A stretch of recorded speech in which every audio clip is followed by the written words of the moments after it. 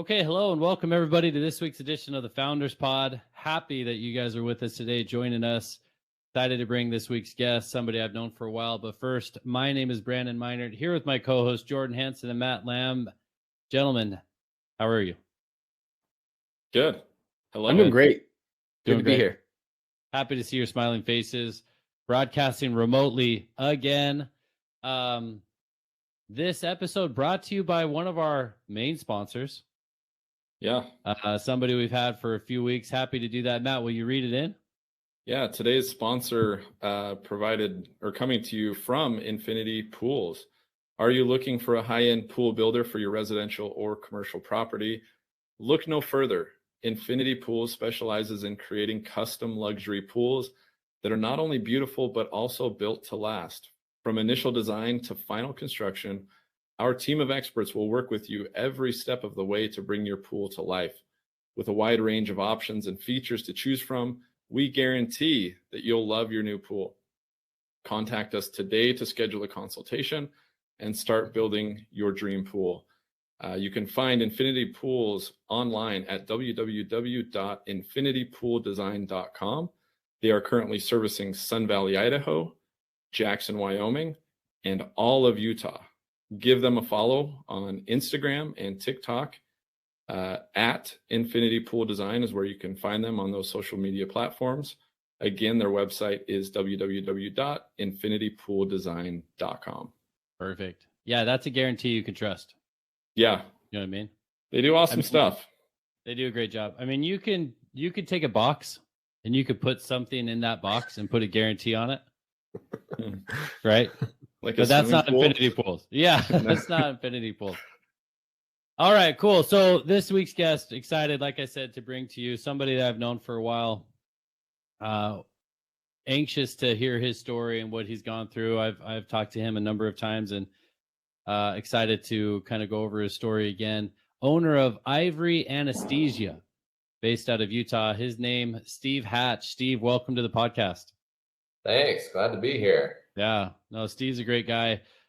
Interesting story about Steve, if I could. Somebody that may know me possibly knows that I'm fairly weak when it comes to being sick and fairly dramatic when it comes to being sick. And one specific night, my wife was like, I was throwing up, okay, like any man does where they're throwing up, basically wanted to end my life. Okay, I was basically done with it.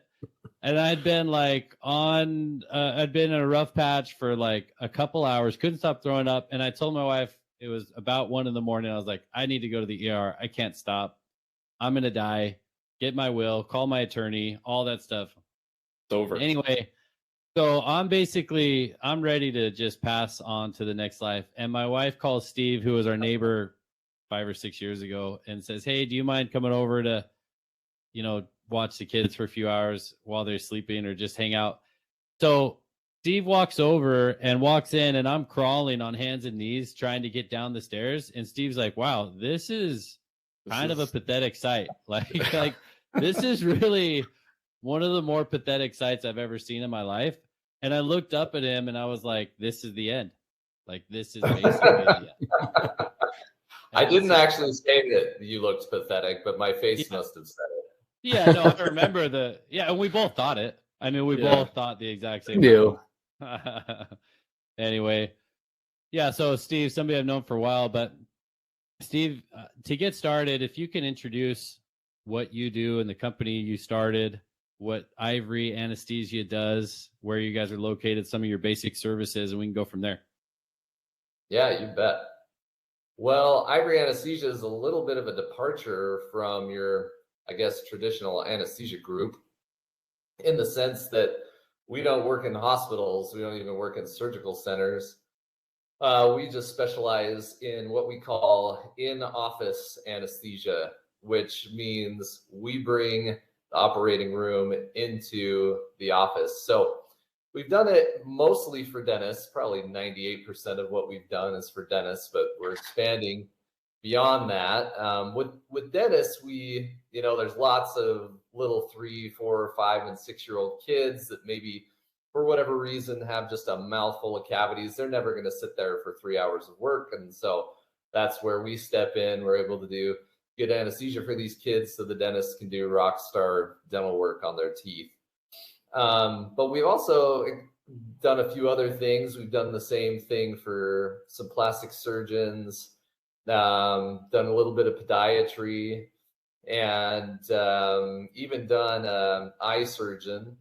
So we're starting to expand to some other avenues, but it's a nice option.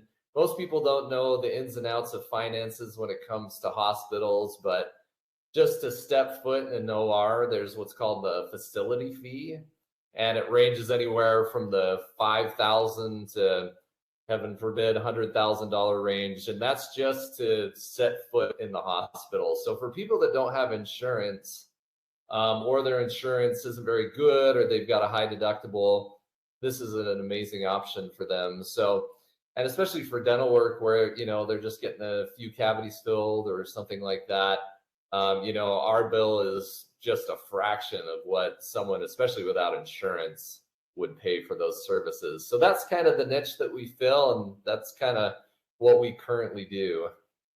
Now, see, I'm curious. I knew nothing about this. I didn't know this existed. Yeah. So this is really fascinating. Yeah. Now, what does the dentist do now? Right? They have some kind of anesthesia. When do they need you? What pushes them into okay, we need the big guy now? Yeah, that's a great question, Jordan. So you're right. There is a lot of crossover there when it comes to anesthesia. In fact, a lot of dentists were even trained with what we call IV sedation, where they're starting an IV and pushing certain drugs. So typically we step in a few different scenarios. One, the dentist has gone to the max of what their license will allow. So maybe they've tried oral sedation, and that's the highest level that their training allows. And the oral sedation just didn't work to the level that they needed to get the dental work done. Then we'll step in, do something a little bit heavier. The other thing, oral sedation, is that pills you take, or is that just like a breathing? Thank you. Yes. Yeah. Oral sedation, meaning like something they take orally, like a liquid or a pill. Yep. You got it. Yep. So they try that out. It's just not enough. And so then they'll call us and we'll do something heavier. The other thing that's happening that's more of a more recent trend is that the safety of, and this is somewhat controversial, but the safety of a dentist doing anesthesia while they're also doing the dentistry has come into question. There's no other surgeon that does that. If you go in and have your appendix out, your surgeon doesn't do the anesthesia and take your appendix out. And so there's been this call for higher safety by bringing in anesthesia providers to do that rather than the dentist trying to ride both ponies at the same time. Good question, Jordan. I know. So my brother's a dentist, and sometimes he works with anesthesiologists or different, experience, and he'll say stories like, wow, this patient had a difficult time coming out. And it would just scare me to death. If you're a dentist and you're focused on cavities and fillings and whatever, thinking about the safety of a child or an older person or anybody that may have, not knowing the full story and how to deal with that would just scare me more than anything. And so, yeah, that makes sense to me. Plus, I love the fact that I can make a choice on paying a provider in their location the amount of money that, like, I'm sure you'll tell me the amount of money you're going to charge me versus walking into an OR thinking I could pay $20,000. And, I love that aspect of it. Yeah, that's exactly it. And a lot of times, most of the time, hospitals and medicine in particular, they just don't do a great job of explaining how much you're going to pay up front, right? And if you want that, you kind of have to hop through some additional hoops to kind of get that estimate. With us, it's super clear cut. Everybody knows beforehand exactly what they're going to pay. So, yeah. Steve, is all three of us? Sorry, Matt. Go ahead. Is this a new concept? Is this something that you've started, or has it been around? No, I wish I could say I'm the pioneer. No, I'm not the OG. No, not. But it is relatively new. Okay. And I would say it's getting more and more popular all the time.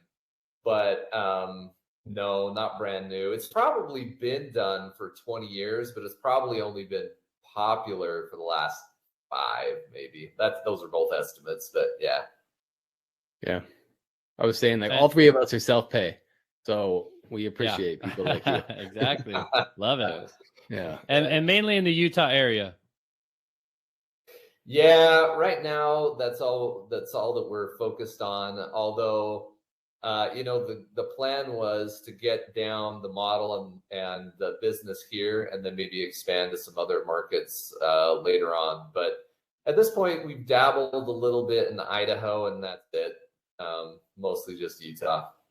Yeah. In Idaho, we just have to like grin and bear the pain of dental care, right? That's right. We're tough. We're tough up here. Yeah. Just have to pull it. Yeah. Awesome. Well, cool. So let's go back, and that's an incredible business proposition that you have. Going back, you're from Utah originally. Originally, yeah. Yeah. Born and raised in what city there? Bountiful. Bountiful. Gotcha. And then, so describe your upbringing as far as a lot of siblings, a few siblings, what your parents do. I mean, take us back to your youth. Yeah, so I've got 3 siblings, 1 brother, 2 sisters. Parents are educated. Dad's he's an attorney, and he's got his MBA both. He did some corporate law stuff where he was doing working with insurance companies for a long time, partner in a firm, absolutely hated that, and then started his own thing, just a little law firm where he mostly just played golf and did a little bit of law on the side. And then my mom was a teacher. She's mostly first grade teacher. Yeah. So she taught me how to read when I was just a little guy. She wouldn't let me go play till I read ever. She was gotcha. Awesome. Yep. And so growing up, yeah, go ahead. Were you a part of your dad's firm at any point? Did you go in and do filings or caddy for him? I mean, what was that experience like? Yeah, I definitely played caddy. I've only beat him once, and he's like 77 now, but that doesn't necessarily explain how good he is, just how bad I am. Brandon's played with me, he knows. But yeah, so my dad is from Idaho, and as you alluded to, he had a little bit of that grew up picking potatoes and riding horses mentality. So he was cracking the whip mostly in the backyard with the garden. I was weeding and planting and harvesting and all that good stuff. That's where he wanted me most of the time. But I remember when it came time for me to decide what I was going to do, he's like, "Aren't you going to be an attorney and take over my firm?" And I was like, "Well, all I've heard you do is complain about it for the last 20 years." So not convinced. So no, I never really did anything in his firm. But you kind of skipped. That was like perfect. We always ask that question, like, "Oh, did your parents want you to take over?" You just like went right there.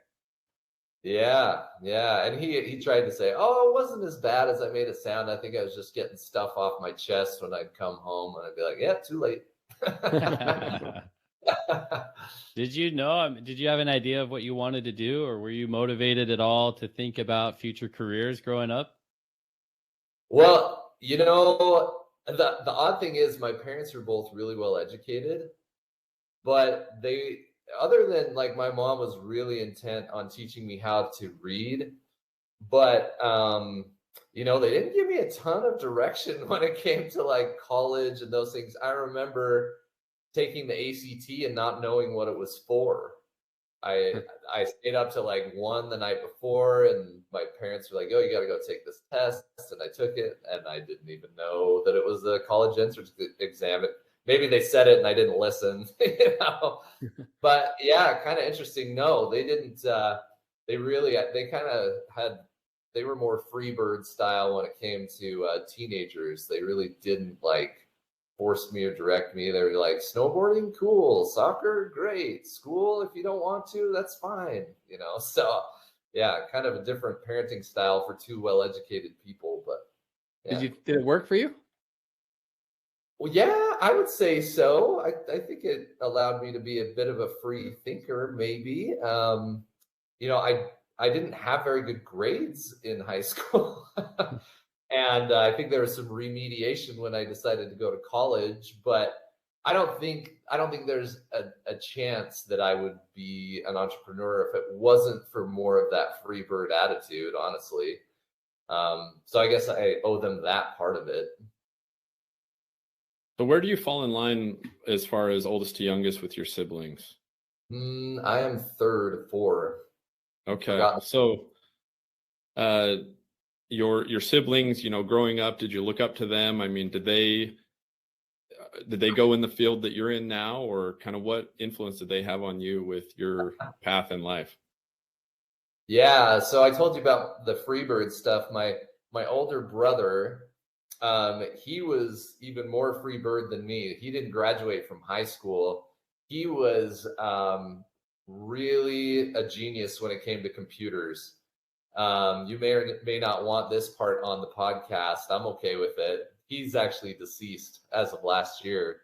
But when he was like a late teenager, he figured out, when the internet was just in its infancy, he figured out how to order drugs from Europe and started distributing them in high school. Oh gosh, buco bucks doing that. Like prescription drugs, or what type of? I mean, illicit drugs.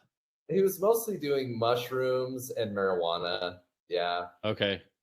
But long story short, he figured out that probably wasn't the best life to lead, and he applied his skills at eBay, and they kind of kept promoting him and saying after the fact, oh, you should probably get your high school diploma. Okay, we'll promote you again. You probably should go get your college degree. Oh, we'll promote you again. You should probably get your MBA. But he ended up being a director for eBay and doing really well for them, but kind of a non-traditional path, but he ended up being pretty successful with it all. And then my older sister was kind of a deviant maybe from the rest of us. She was 4.0 Sterling Scholar. Classic deviant. Yeah, just miscreant, really. That's right. Menace to society. Yeah, exactly. But she just became a PA, and now she's a stay-at-home mom. And then my little sister's doing well. She got her nursing degree, and she does finances. She's like a nursing finance director for a national nursing home company. So wait, something. The last three of you are all in healthcare, and your parents aren't. So was it the older sister that did it, or what? I mean, you think just randomly you all happened to choose healthcare? Dude, I'm not sure, Jordan. When I was in college, I just tried to figure out what I was like attracted to and interested in as far as just studying went, and I just found medicine just fascinating, and just those science courses fascinating. So I can't really say what it was for the rest of them, but maybe it was subliminal, like, oh, my sister's this 4.0 goddess. Maybe if I did some medical stuff, it would make me closer to that. I don't know. And you could argue with the drug purchases that has medicinal qualities. So everybody was in the... I think my brother did argue that more than once. Yeah. That was a sales pitch, at least, right? Yeah. Okay. Yeah. So what led you, graduating high school, what led you into the career choice that you ended up pursuing? Yeah, so that's a good question. I think I've always had an entrepreneurial itch.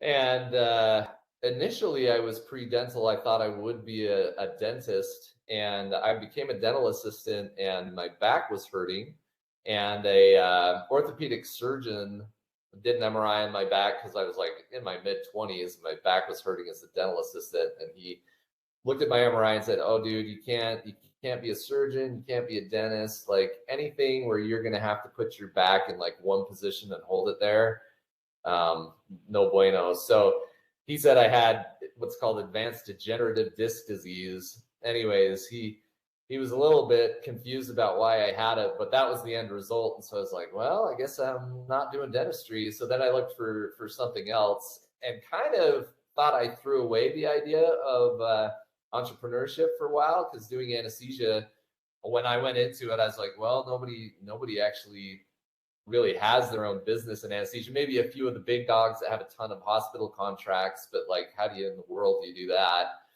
So anyways, I thought I was just done with that idea, or maybe thought I would do something on the side, but was just like, I'll just be a job guy. I'll have a job. But it just and Brandon was actually there for part of this, where I was kind of going through that transition of like, oh, maybe I want to do something, but this sounds so crazy. And it was funny talking to people, because some people were like, yeah, don't do that. That's a terrible idea. And Brandon was like, oh, you can do this and you can do it better than anybody else can. And I was like, really? Are you sure? He's like, yeah, man. Yeah, do it. I was like, okay. So that's why I'm here. Brandon peer pressured me into it. Yeah, there you go. Now he's on government assistance and he's living paycheck to just kidding. Well, maybe talk to us about you did your undergrad, and then did you have to go to any additional schooling for your certification is nurse anesthesiology, is that correct? Yeah, you got it. Yep. So you get an undergrad degree, and then you have to be a nurse for a couple years in specific settings. So I did ICU and life flight for a couple years, and then graduate school for 3 years after that. Yep. Hey, Steve, I actually want to tell a little bit of a story about you and your wife on graduate school. So this was actually fascinating to me, because we were over at his house, and Steve's like, he pulled out this certificate and he's like, hey, I'm a landowner in Texas. I was like, wait, what? And he owns like, I don't know, a small plot of land in the middle of nowhere, Texas. And I said, why? He's like, for $25, I bought this in case we chose to go to Texas for graduate school, we could pay residency rates and not, non-resident rates. And he's like, so I bought $25 worth of land. I pay taxes on it. And then we were thinking about going to graduate school in Texas. I don't know. I forget where you ended up going, but I thought, wow, that's like so fascinating that you guys had the foresight to do that a year or two in advance.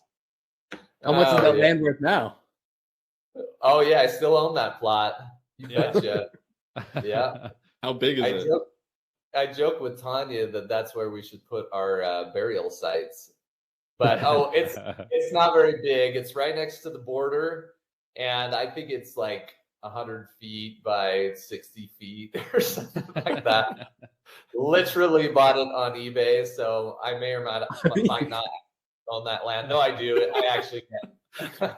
They hit me up for taxes every year. Maybe it's the same people that sold me the land that are hitting me up for taxes. Yeah, exactly. Like, have you ever seen it? Revenue here. Have you ever been to it? Just by Google Earth. No. I don't even think there's a road to it, Brandon. I think okay. I think you'd have to buggy in. That's funny. Yeah, I thought that was a fascinating way. So, for all of our viewers looking to go into graduate school, potentially buy land early on eBay. Potentially. We're not sponsoring that. This would work. Yeah, you just give them like the title, like you show the title and that counts you're a resident. I mean, there's no property on there. That would work, really? Yeah, that was my understanding. If you were a property owner in Texas, and yeah, maybe I could have been wrong, but I didn't actually end up going to school in Texas, so I never found out for sure. I like that though. It's kind of, but in the end, it's been worth it. Yeah, you got that. It's cool. Very worth it. Yeah. Well, you're always like a Texas guy. Texas land baron. Exactly. Imagine if they find oil in that little tiny spot. Upset. Yeah. Yeah, that's cool. So then you go to graduate school. Did you have a specific company in mind that you wanted to work for coming out, or what was your plans? Yeah, so I worked kind of just went to the highest bidder out of training to pay off some debt. So I worked in a hospital in Iowa for a while, and that was a great experience. Yeah, we were all, it's for nurse anesthesiology. Some states you're independent, some that you're not. And so Iowa, we were independent. So we worked in a hospital that all of us were independent. So that was really fun and very cool. Some interesting experiences there. And then, so mostly just went there just because they paid so much, frankly, of training, and it was the right experience that I wanted. And then after paying off debts, that we were like, where do we want to live? We definitely want to live on Brandon Minard Street. And so we built a house next to Brandon Minard, and didn't regret it one bit. Yeah, right. I'm sure you. Even though you had to see him throwing up, crawling on the floor. I mean, that was after he saw that, so yeah, That's he would have changed the decision. Yeah, there were some tinges of regret there, and I mostly saw regret in the eyes of his wife, not so much for me during that experience. And the thing about it is, Steve, he was a nurse at like Lifeline, and I was the most pathetic sight he's ever seen. So that's actually saying something. Saying something. Be proud, Brandon. Be proud. Exactly. I walked in and just stamped it with, "This is not an emergency." Yeah, pretty much. You are fine. And so the company, when you moved to Idaho from Iowa, the company, was it a hospital or was it a group? What was the setup that you had there? Yeah, hospital group. A little bit different makeup there. In Iowa, we had all just nurse anesthesiologists. In Idaho, we're still independent, but they had both physician and nurse working together on the same team. And there, the contract and the owners were physicians, and so I wasn't really an equal there. I was a here and they were there kind of position, and maybe that played into a little bit of my hunger for wanting to be here, not there. Yeah, because from what I understood, the anesthesiologists, the PhDs, were running the business, and then they had the nurse anesthesiologists do a lot of the day-to-day work or the tasks work. Is that right? We had similar job duties. It was more just about who made the money, right? So we really pretty much shared the workload roughly equally.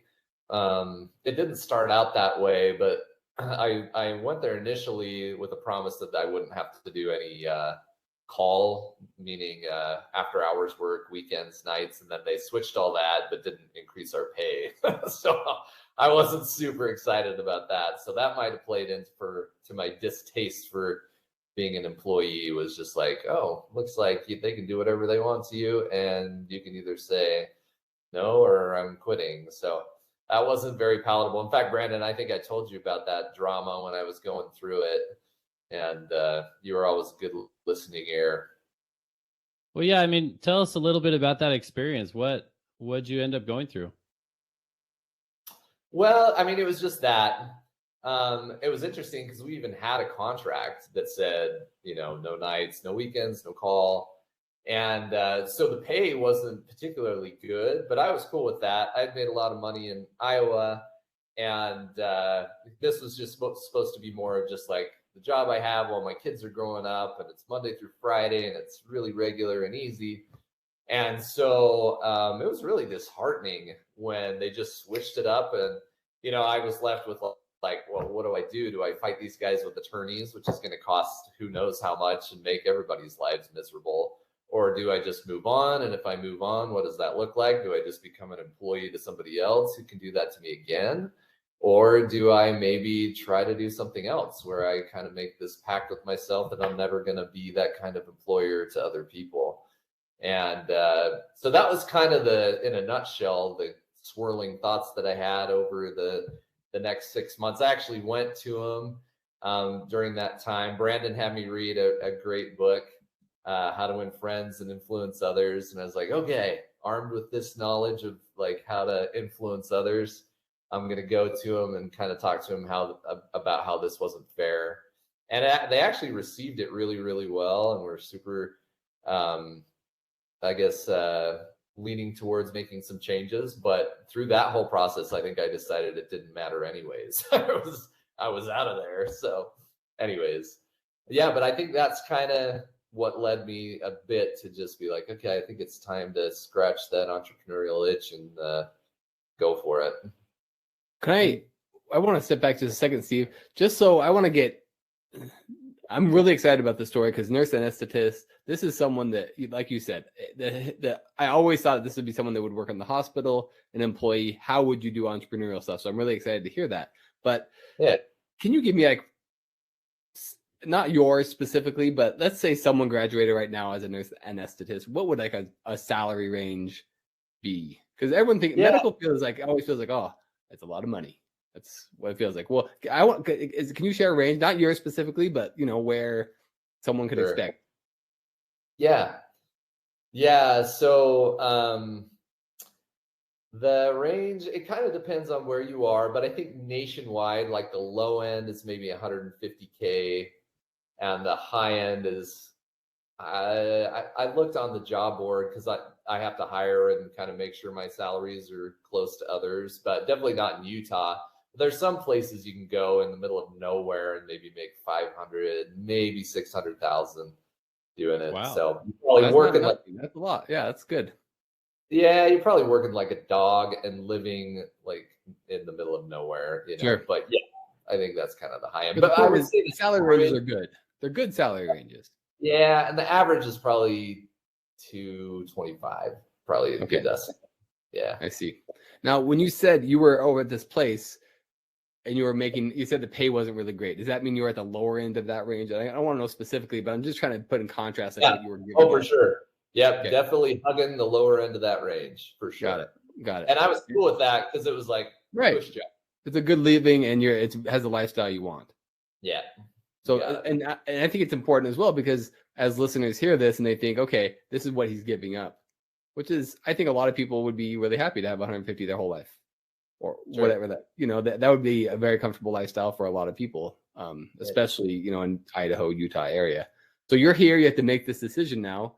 And it kind of like, because you went through this and had this thought process, it sounds like you're already at the place where you're like, okay, I'm ready to, it doesn't matter what you decide now. I've already made up my mind. I'm going somewhere. Sure. Yeah, you got it. Yeah. So how did you hear about this idea? Well, yeah, that's a good question. The first time I heard about it was actually when I was interested in dentistry. I asked this dentist once, like, hey, he was actually a specialist. He was what's called a periodontist. And probably making a good salary and stuff. And I asked him, I was like, if you could go back, would you do this again?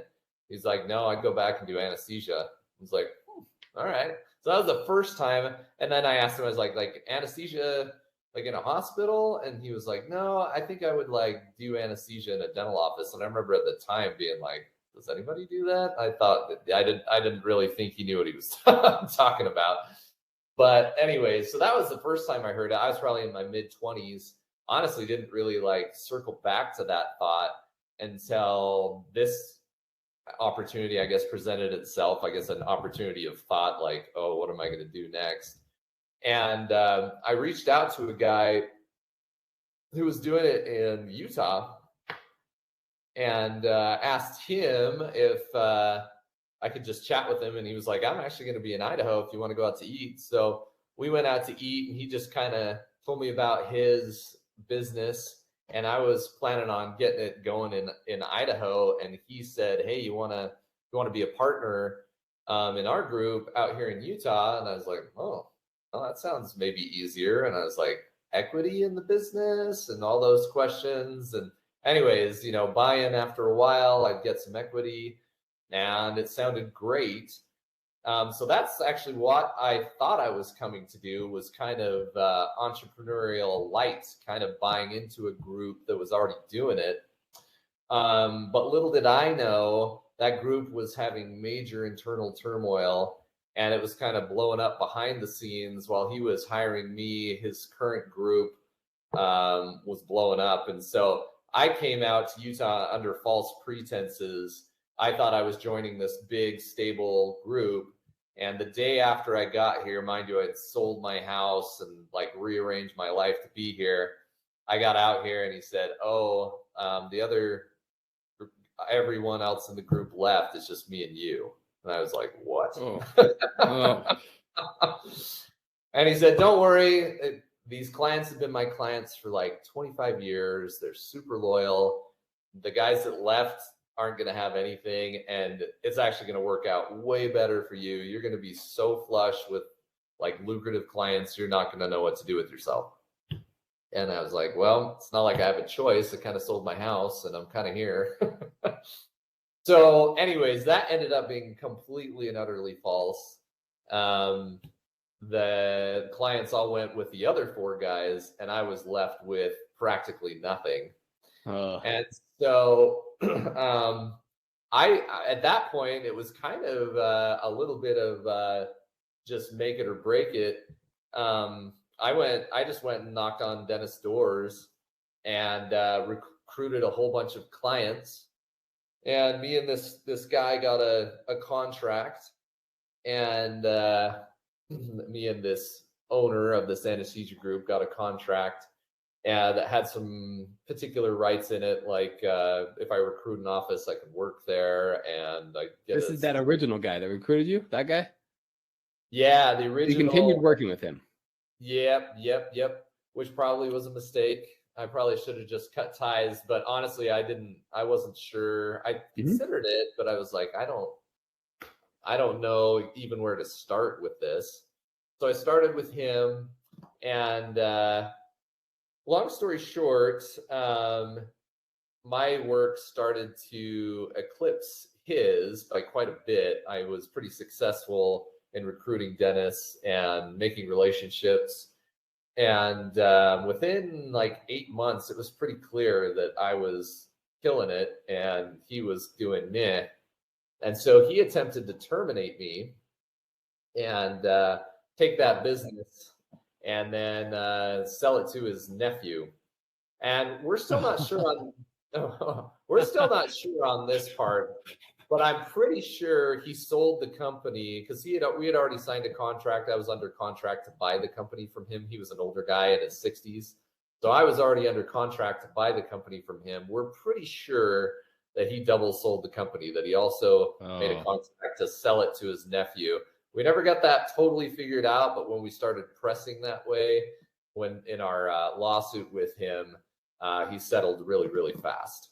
Wow. So and his nephew did end up taking the company. But long story short, I got to leave pretty quick. The lawsuit was only 3 months, and I was able to leave with everything that I had recruited.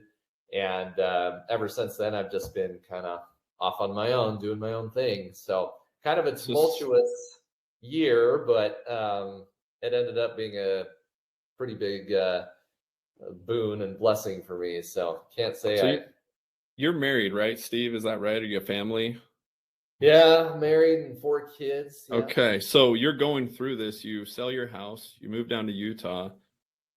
What's that conversation like with your wife saying, look, this isn't what we thought?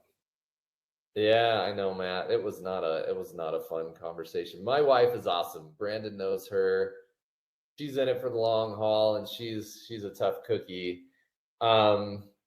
So we weighed our options because we could have just left again, and I considered it, like, let's just go move somewhere else and we'll get a job somewhere and it'll be fine.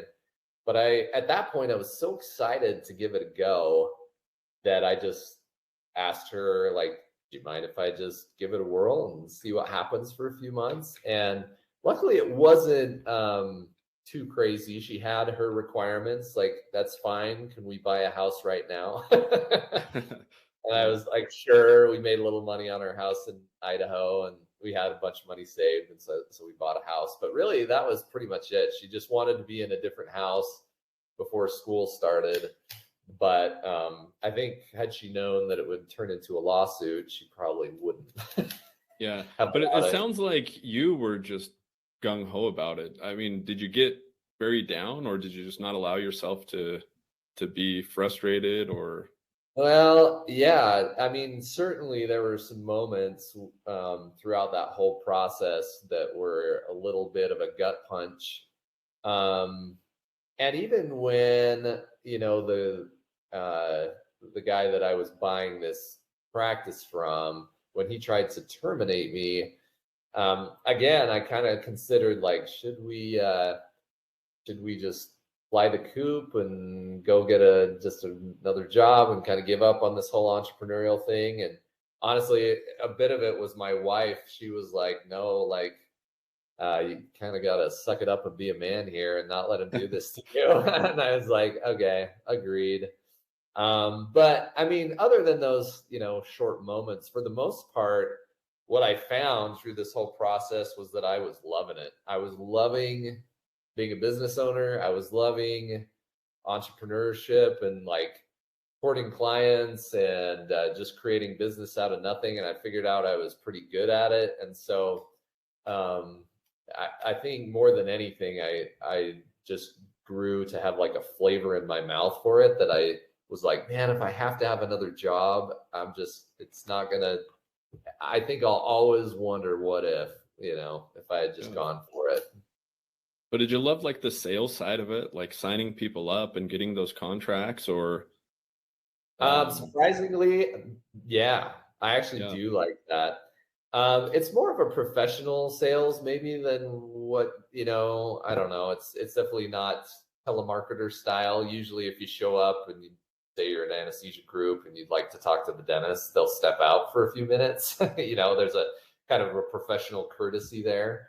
And so it definitely isn't maybe like a lot of sales positions that you'd think you'd like, but I don't know. I can't say maybe that I love the long days where I had nothing to do and literally spent, 8 hours just going door to door. I'm not sure I love that, but I definitely loved like meeting a client, introducing him to what we could do, working with them for the first time, winning them over, having them buy into it big time, and then having them become like a very lucrative, stable, long-lasting relationship, and then usually friend too.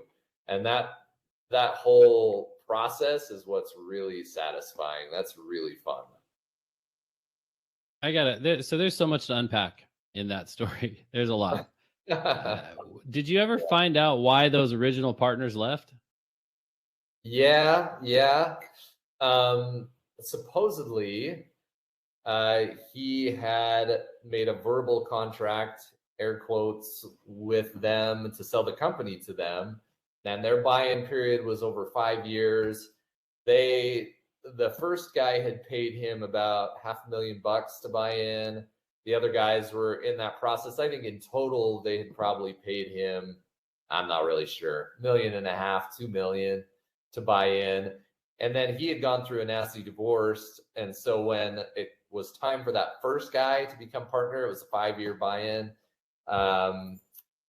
And he had paid him all that money. He balked and just said, "Oh, I went through a nasty divorce. You can't be my partner." And the guy was like, "Well, I already paid to be your partner." So yeah, he was like, "Well, I'm leaving then." And now I'm friends with those guys. And they were like, "We knew that he was a bonehead and that all the clients were going to come with us." And so we were being nice to him by wanting to stay his partner. We knew we could walk at any moment, but he was so close to retirement. We were just like, let's just finish this out the right way. And then they went around and around for months trying to get him to be reasonable, and he just wouldn't. So they left.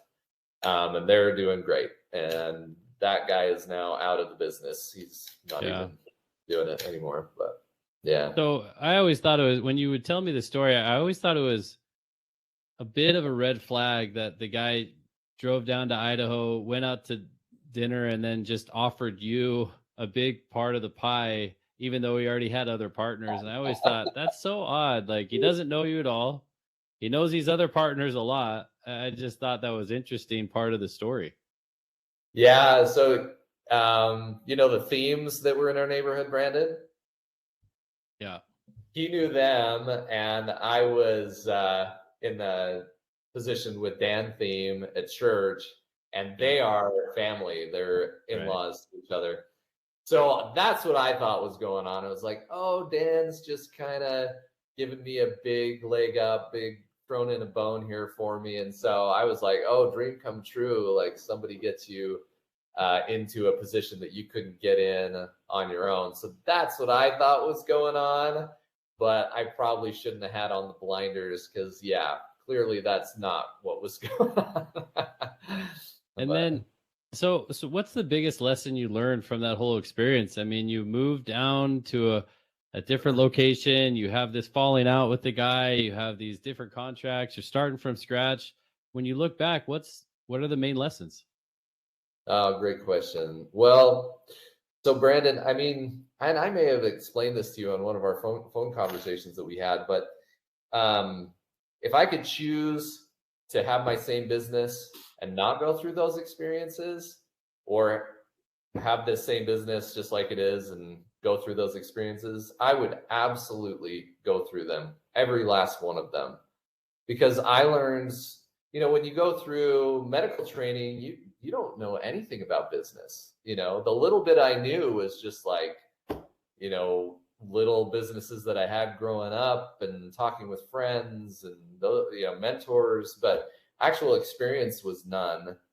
And I learned so many good lessons in particular from that guy that kind of screwed me over, that are just invaluable, that I wouldn't trade for anything, because when I started my own business, that was at the forefront of my mind. How can I not be that guy? And that completely shaped, in a totally different way, how I run my business and how I would have ran it without those experiences. And the truth be told, I think there's greed in all of us, and I think accidentally we can all be different, varying degrees of that guy.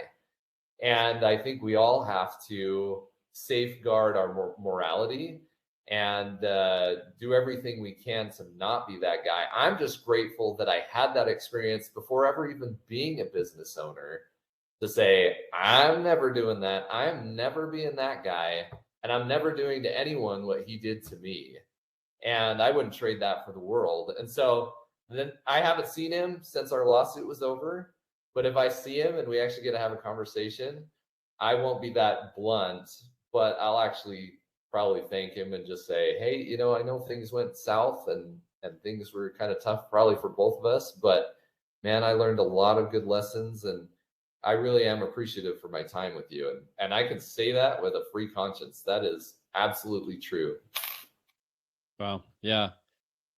I mean, anytime you go through a lawsuit, that's super stressful. I think for me, I've been involved in tiny things, and it's incredibly stressful. And so I know you can sometimes carry resentment going through that, and resentment having to go through the mire. And so that's impressive that you came out the other side not, overly soured. Well, I wouldn't say there isn't any resentment still in there. It's still there, but I try to stuff it down and replace it with more positive. But you're not saying if I come across this guy, I'm going to punch him in the face, right? No, definitely not. Not on air. Not on air. Yeah, not recorded.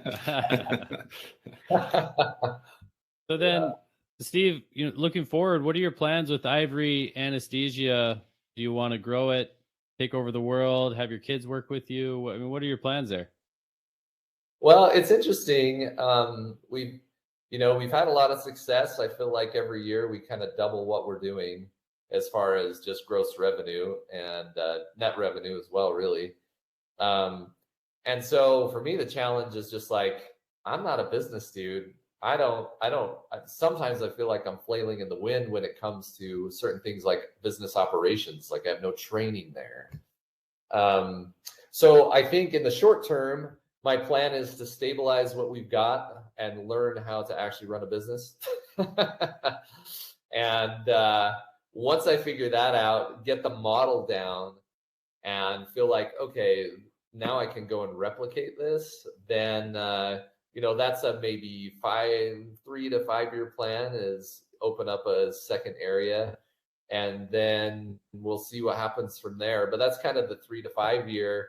Stabilize what I've got, learn actually how to run a business, probably get some actual business coaching involved, and some consultants to step in and actually point out what I'm doing wrong. And then see if I can't get this thing to the point where I feel like I can replicate it. And who knows, maybe even franchise it, but we'll see. Yeah.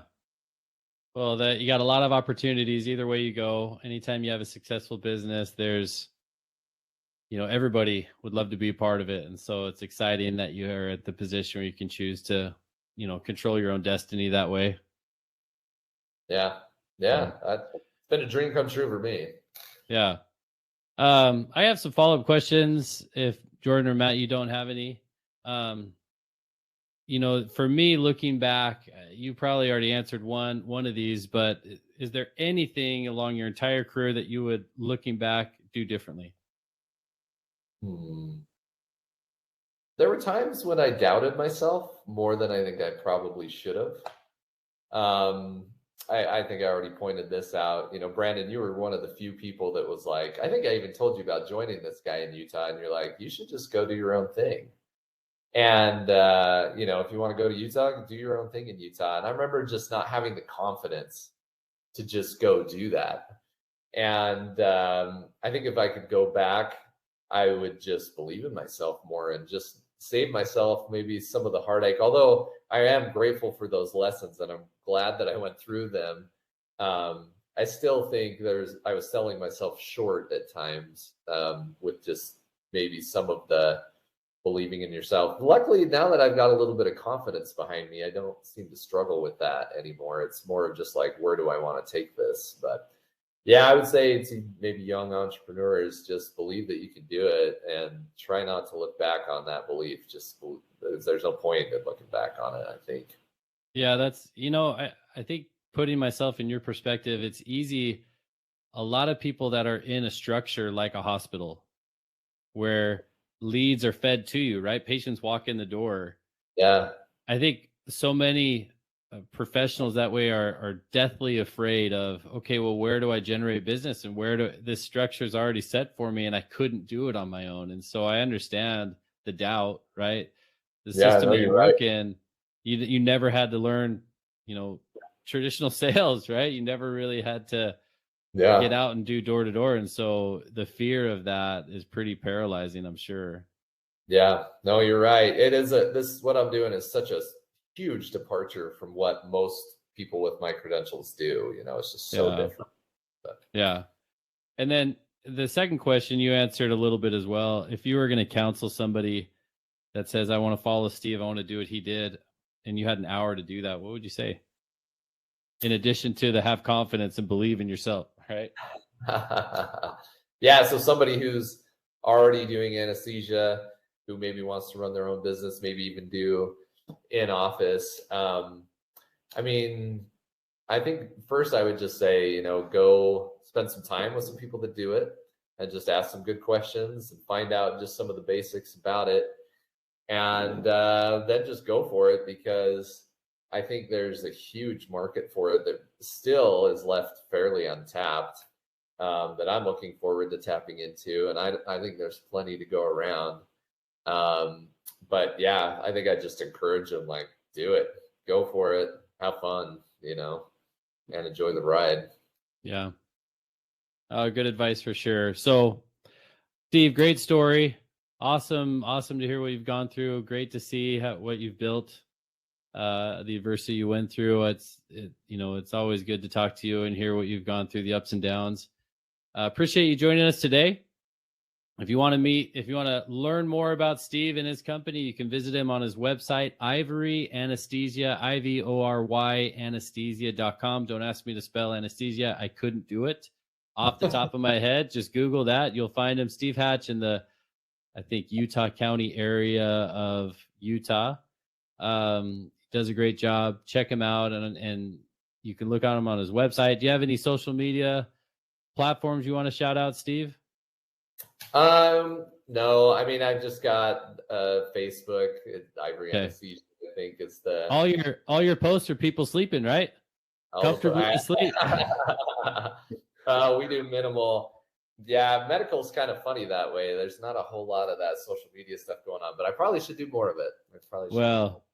You can find him more at ivoryanesthesia.com. Appreciate you joining us today, Steve, and wish you the best. Hey, thanks, man. Thanks, Steve. It was a pleasure. Thanks, Jordan. Thanks.